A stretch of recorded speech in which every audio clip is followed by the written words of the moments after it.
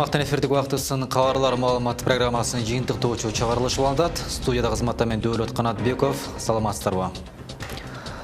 Алғаш бүгінгі программамызды қысқаша анонспен баштаймыз. Ош шаарынын Көкүмбий көчөсүндөгү 7 дарактын уруксатсыз кыйылышы боюнча иликтөөшү жүрүп жатат. Премьер-министр Кадамжайдын акими менен Айдар кенди мэрин кызматтан алды. Ошто троллейбуска болгон баа 6 сомдон 10 сомго көтөрүлдү. Калада жол кире боюнча эл арасында түшүнбөстүктөр пайда болду. Ош шаарында Кыргызстан менен Өзбекстандын парламенттер аралык экинчи жыйынында бирдиктүү виза киргизүү маселеси талкууга алынды. Айыл чарба азыктарын башка өлкөлөргө ташып иштеген ишкерлер салыктын 4 түрүнөн бошотулат.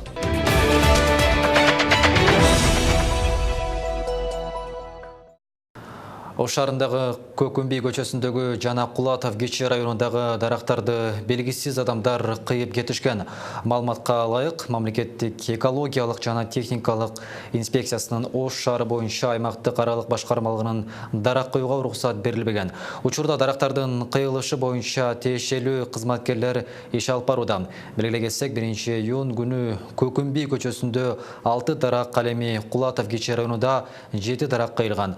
Дарактардын арасында диаметри 20-40 см болгон. Эске салсак, буга чейин Навай көчөсү менен Курманжандатка көчөлөрүнүн кесилишиндеги дарактар кыйылган болчу.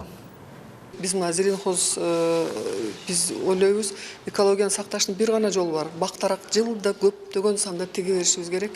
Ошондо бактарагыбыз канча көп болсо, адырларыбыз бар, бактаракка толгондо анан кийин экология оңолот да. Ошо мындай конфликт болуп атат да. А бирок ошол маселени комплексно караш керек да. Шаар өнүгүп атат, өсүп атат. Анан элдин талабы да мындай заманбап базарлардын ордуна мына бакыт тигилип атпайбы? Ал жерде жашыл зона болот. Ал дарактарды кыйып салып эле ошо боюнча эле какыратып калтырып койбойт да. Бизде зеленхоздо ошо долбоор жасалып атканда сунушуңарды бергиле дегенде биз тез өсүп жетиле турган дарактарды жакшы сугарылганда тез эле 1-2 жылдын ичинде аркы дарактарды немесин сактап кала турган дарактарды сунуш бергенбиз. Анан ошо мына азыр эле Аскар Шакиров көчөсүндө деле азыр курулуш болот, жолдор кеңейтилиши керек деп. Мыйзамда бул мыйзамды менен кошо экология сунуш киргизген да. Депутаттар ошо мыйзамдуулугун карап туруп. Бүгүн Ош шаардык мэриясынын коллегиялык жыйыны болуп өттү. Иш-чарада шаардагы бир катар мекеме ишканын жетекчилери сынга кабылды.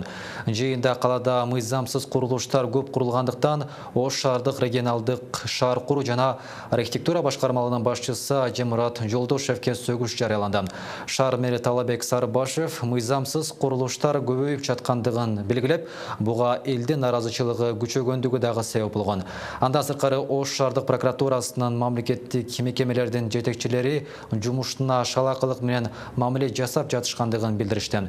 Бүгүнкү күндө шаардагы архитектура жана ЭКТ инспекциясынын кызматкерлеринин үстүнөн 9 кылмыш иши каралган. Жыйындын алкагында райондук электр тармагынын башчысы Бектемир Токторбаев жана Ош шаарынын муниципалдык менчик башкармалынын жетекчиси дагы сынга кабылды.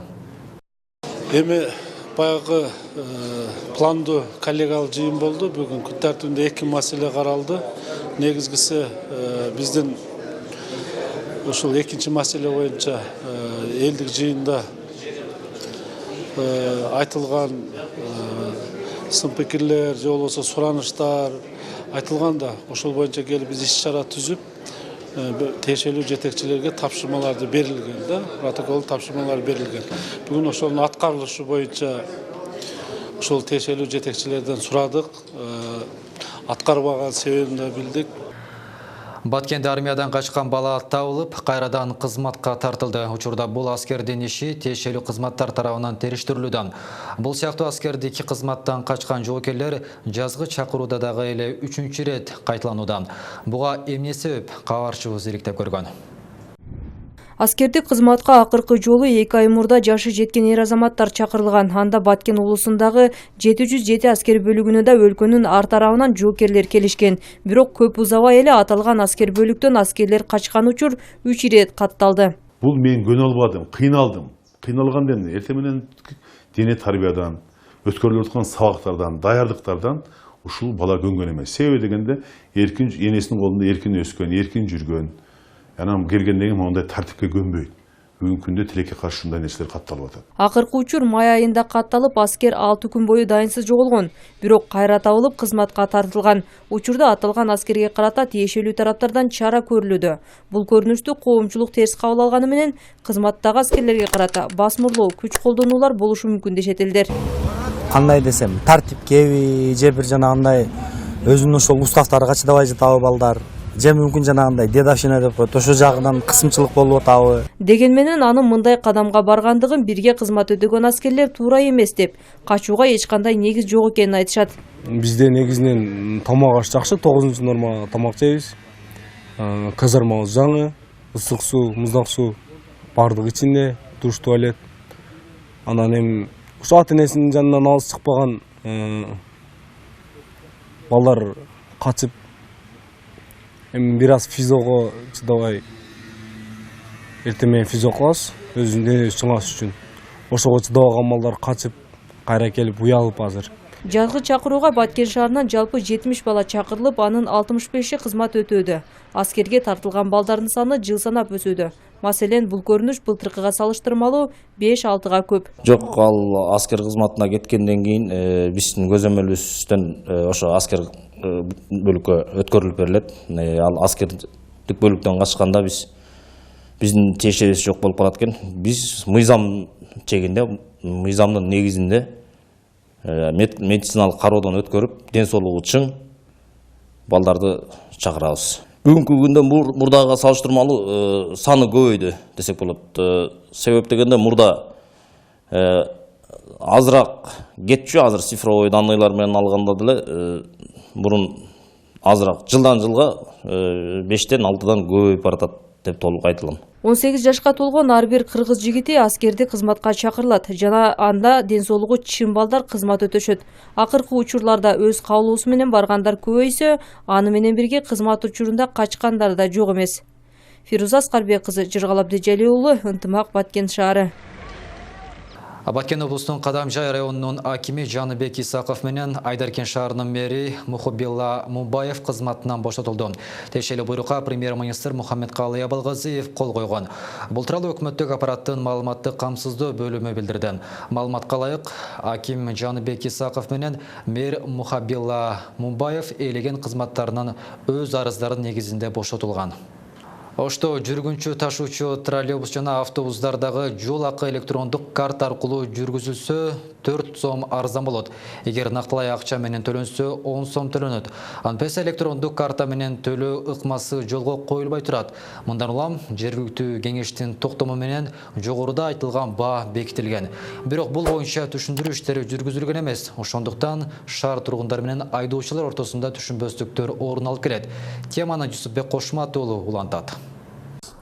Учурда жүргүнчү ташуучу троллейбус жана автобустар үчүн жол акы төлөө электрондук карта аркылуу толугу менен ишке кирди. Бирок жүргүнчүлөр арасында азырынча карта пайдалангандар аз. Көбүнчө жол акын нактылай акча менен төлөнөт. Бирок экөөнүн баасы ар кандай болууда. Мен дайыма эле маршрут эмес, троллейбусте эле келем. 6 сом эле. Сдача жок болуп калганда 10 сом алып койтат. 8 сом, 6 сом ушундай эле. 10 сомдон эле алат көбүнчө. Обычно 10 сомдон. Автоматташтырылган система жемкорлукка бөгөт коюу максатында өлкөдө биринчи жолу Ошто ишке киргизилди. Ошондой эле электрондук төлөмдүн киргени айдоочуларга жана жүргүнчүлөргө ыңгайлуу деп эсептелинген. Андан сырткары муниципалдык коомдук транспорттогу жүргүнчүлөрдүн санын билүүгө болот. Башкысы түшкөн каражаты так болот. Негизги максат, эгерде электрондук жүргүнчүлүк картасы жок болсо, биз 10 сом деп белгиледик. Бул максат негизинен ошол ыкманы тезирээк ишке киргизип бериш. Мисалы үчүн биз билебиз, автобус троллейбустун жүргүнчүсү отдельно болот да. Мисалы автобус троллейбустан колдоном деген адам постоянно колдонот. Анан ошол адамга биз ыңгайлыкты жаратыш үчүн ошо электрондук картаны алып алса, бул бессрочный болот. Ал жоголгондон кийин, например, бир өмүрлүк, мисалы алмаштырыштын жылма-жыл алмаштырыштын кереги жок. Карта каланын 5 жеринен толтурулат. Ош шаардык жүргүнчүлөрдү ташуу агенттигинин кеңсесинен, ОШМУ, ОШТУ, ОШКУ университеттеринен жана Келечек базарынан. Ал эми электрондук картанын 3 түрү бар. Мисалы окуучуларга, пенсионерлерге жана категориядагы адамдарга жеңилдиктер берилет. Ушул тапта коомдук транспорттун баасы карта аркылуу троллейбуста 6 сом, ал эми автобуста 8 сом. Эгер төлөм накталай болсо, айдоочу троллейбуста 4 сом, автобуста 2 сом акча алууга укуктуу. Анткени буга жергиликтүү кеңештин депутаттары буйрук чыгарган. Электрондук билеттин максаты ЭБРдын долбоору боюнча 4-мындай багытта бул электрондук билетке өтүш керек болгон. Ошондуктан электрондук билети бар жүргүнчүлөр троллейбуста 8 сом, автобуста 6 сом менен жүрөт. Билети жок жүргүнчүлөр 10 сом төлөйт. Жогоруда айтылгандай, карта аркылуу төлөм жүргүзүү зарыл болгону менен учурда картаны толуктоо кызматы жакшы жолго коюлган эмес. Себеби төлөмдөр банкоматтар аркылуу эмес, жеке кассаларда ишке ашырылууда. Бул өз кезегинде жүргүнчүлөр үчүн электрондук билетти алуу кыйынга турууда. Учурдун талабы болгон электрондошкон транспортто жүрүү үчүн электрондук билет болуусу зарыл. Антпесе накталай 10 сом акча берүүгө туура келет. Бирок мына ошол электрондук карточканы тагыраагы билетти алуу жана аны толуктоо кызматтары жабык түрүндө экендиги байкалууда. Маселен, бүгүн биз мына ошол электрондук билетти алуу үчүн бир топ айтылган жерлерге барып көрдүк. Бирок эч кандай билетибизди толуктаганга мүмкүнчүлүк болбоду.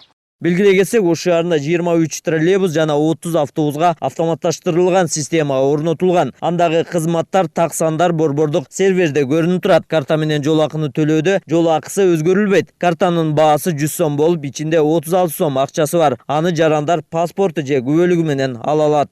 Жусупбек Ошматуулу, Кымбат Абдисаматуулу, Ынтымак. Президент Сооронбай Жээнбеков өлкөнүн финансы жана экономика чөйрөсүнүн кызматкерлеринин кесиптик майрамы менен куттуктады. Бул тууралуу президенттин басма сөз кызматы билдирди. Мамлекет башчысы өлкөнүн туруктуу экономикалык өнүгүшү, мамлекеттин ресурстарын натыйжалуу башкаруу жарандардын бакубат турмушунун негизи болуп саналарын айтты. Мындан сырткары финансылык ресурстарды ачык айкын, рационалдуу жана натыйжалуу башкаруу мамлекеттик саясаттын артыкчылыктуу багыты болуп саналарына токтолду. Ошондой эле ушул тармакта иштеген кызматкерлерге бекем денсоолук, ийгиликтүү жана жемиштүү иш каалады. Ош шаарында Кыргызстандын жогорку кеңеши менен Өзбекстандын Олий Мажлисинин ортосунда кызматташтык боюнча парламенттер аралык комиссиясынын 2-чи жыйыны өтүүдө. Иш-чарада Борбор Азия өлкөлөрү ортосундагы бирдиктүү виза киргизүү маселеси каралууда. Өзбекстан менен Казакстан евро биримдиктин Шенген визасы сыяктуу Silk виза же жибек жолу визасын быйыл февралда ишке киргизмек. Эки мамлекеттен башка өлкөлөргө карата визалык эрежелери түрдүү болгондугуна байланыштуу планды жүзөгө ашыруу кечеңдеген. Өзбекстандын мамлекеттик туризм комитетинин төрагасынын биринчи орун басары Улукбек Касимаджаев тараптар жибек жолу визасын ишке киргизүү үчүн жегердүү иштеп жаткандыгын билдирди. Убакыттын создугуп жатышынын негизги себеби эки өлкөнүн визасыз режими боюнча жол жоболору да ар башка. Казакстанда визасыз режимге кирген өлкөлөрдүн өзүнчө, бизде өзүнчө тизмеси бар. Башкы максат бул өлкөлөрдүн эки тарапка тең ыңгайлуу тизмесин түзүү керек деген ал. Буга чейин Silk виза долбооруна Борбор Азиядагы дагы эки мамлекет Тажикстан менен Кыргызстан келечекте кошулууга ниеттенип жаткандыгын кабарлаган. Азербайжан менен Туркиянын дагы жаңы программага тартуу боюнча сүйлөшүүлөр жүргөн. Жаңы айдоочулук күбөлүктөрдүн баасы эки арзандайт. Бул долбоорду мамлекеттик каттоо кызматы ишке ашырат. Мындай пикирин аталган кызматтын төрагасы Алмаз Мамбетов президент Сооронбай Жээнбеков менен болгон жолугушуусунда билдирди. Жаңы күбөлүктөрдүн баасы эки арзан болот. Буга чейин бул иш менен жеке менчик компания алектенчүн. Эми бул долбоорду МКК ишке ашырат, деди Алмаз Мамбетов. Мамлекеттик каттоо кызматтын төрагасы жаңы айдоочулук күбөлүктү киргизгенге чейин бул документти биринчи жолу же жаңыдан алып жаткандар үчүн убактылуу айдоочулук күбөлүк киргизилерин дагы баса белгиледи. Алмаз Мамбетов жарандардын жүгүн жеңилдетүү үчүн мамлекеттик кызматтарды оптималдаштыруу жүргүзүүлөрүн, ошондой эле өлкөнүн калктык теле борборлорунда мамлекеттик кызматтардын жаңы түрлөрү кошумча киргизилерин маалымдады. Премьер-министр Мухаммедкалый Абылгазиев Кыргыз туризм мамлекеттик ишканасынын ишмердүүлүгүн өнүктүрүү концепциясы боюнча кеңешме өткөрдү. Мындай кабарды өкмөттүн маалыматтык камсыздоо бөлүмү билдирди. Мухаммедкалый Абылгазиев өлкөнүн жыл ишиндеги туристтик потенциалын мүмкүн болушунча натыйжалуу пайдалануу үчүн туризм тармагын өнүктүрүүнүн жалпы багыттарын аныктаган жаңы стандарттар жана механизмдер менен иштеп баштоо зарылдыгын белгиледи. Өз кезегинде Кыргыз туризм мамлекеттик ишканасынын директору Данияр Казаков иштин негизги багыттарын атады. Алардын катарында өткөрүлүп берилген мамлекеттик туристтик объектилерди натыйжалуу башкаруу иштерин, туризм жаатында артыкчылыктуу долбоорлорду иштеп чыгуу жана жүзөгө ашыруу, токой чарбаларынын аймактарында жаңы туристтик каттамдарды иштеп чыгууну, аймактарда туристтик чөлкөм түзүү үчүн келечектүү жерлерге мониторинг жүргүзүү жана талдоону, стандарттарды жана окутуу тутумун киргизүү аркылуу туристтик кызмат көрсөтүүлөрдүн сапатын жакшыртууну белгиледи. Айыл чарба азыктарын Казакстан жана башка өлкөлөргө ташып иштеген ишкерлерге салыктын 4 түрүнөн бошотулат. Бул тууралуу экономика министрлигинен маалымдашты.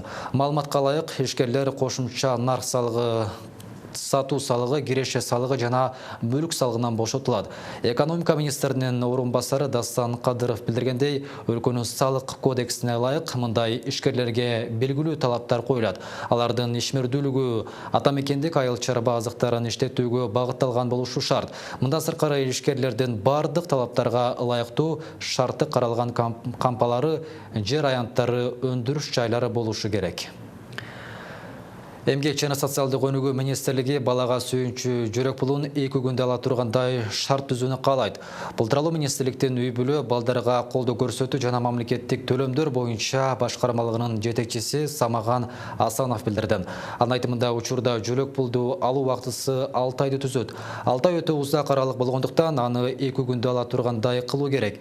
Эмгек жана социалдык өнүгүү министрлигинин орун басары Жаңыл Алыбаеванын маалыматына караганда, бир жолу берилүүчү жүрөк пулду алуу жолдорун жеңилдетүү чаралары каралып жатат. Балага сүйүнчү жүрөк пулу алуу мөөнөтү башында 1 жылды түзсө, кийинчерээк 6 айга чейин кыскартылган болчу. Сузак районунун Көк Арта айыл аймагында 2 чакырымга жакын ички көчөлөргө жаңы асфальт басылып жатат. Буга чейин айыл ичиндеги жолдордун абалы начар болуп, жергиликтүү элди түшүккө салып келген. Жаңыдан төшөлүп жаткан асфальт түрткү берүүчү гранттын жана айыл өкмөттүн салымы менен ишке ашууда. Ага жалпы 8,5 миллион сом бөлүнгөн. Жолдун кеңдиги 5 метр, ал эми анын калыңдыгы 6 сантиметр болуп жаткырылууда. Жигител айылында 3 көчө, мына айтканда кольцевой болып қалды. Социалдық объектілер айыл өкмөттүн борборлогон Жигител айылында социалдық объектілер кольцевой болып жол бүтүп атат 1 километр. Жалгыз Жаңы айылында гимназия мектебине барган Азим мен Болуш көчөсү аягына чейин почти 1 километр асфальт жол болот. Ажыга баруучу талапкерлерди эмдөө үстүбүздөгү жылдын 10-июнунан 20-июнуна чейин жүргүзүлөт. Бул тууралуу муфтияттын маалымат кызматы билдирди. Маалымат боюнча жарыяланган мөөнөт ичинде эмдөөдөн өтпөй калган ажыга баруучуларга виза ачылбайт. Ошондуктан муфтият белгиленген мөөнөт ичинде милдеттүү түрдө эмдөөдөн өтүүгө чакырат. Алматы Ош авиакаттамы ишке кирди. Каттамдын алгачкы учагы бүгүн Ош эл аралык аэропортуна конуп, салтанаттуу тосуп алышты. Бул тууралуу аэропорттун маалымат катчысы Алия Курбанова билдирди. Айтымында чыккан алгачкы каттамда Казак Эйр авиакомпаниясынын Бомбардир К-400 Nextgen учагында 64 жүргүнчү келди. Алматы Ош каттамына майрамдык маанайда каттоо жүрдү. Буга чейин авиакомпания тарабынан аталган каттам боюнча кыргыз жана казак улуттук кийими менен келген жүргүнчүлөр акысыз жеткирилерин убада кылган. Мындан улам 4 жүргүнчү бул шартты аткарып, Алматыга акысыз учуп кетишти. Манас эл аралык аэропортунун Ош облусундагы филиалынын директору Талантбек Исаков бул каттамды ачуу үчүн узак убакытка созулган сүйлөшүүлөр, аракеттер болгонун белгиледи. Каттамдар аптасына 2 рет жума жана жекшемби күндөрү жүргүзүлөт. Мына ушундай жаңылыктар менен кабарлар маалымат программасын жыйынтыктайбыз. Жалаң гана жагымдуу маалыматтар менен жолугушалык. Саламатта калыңыздар.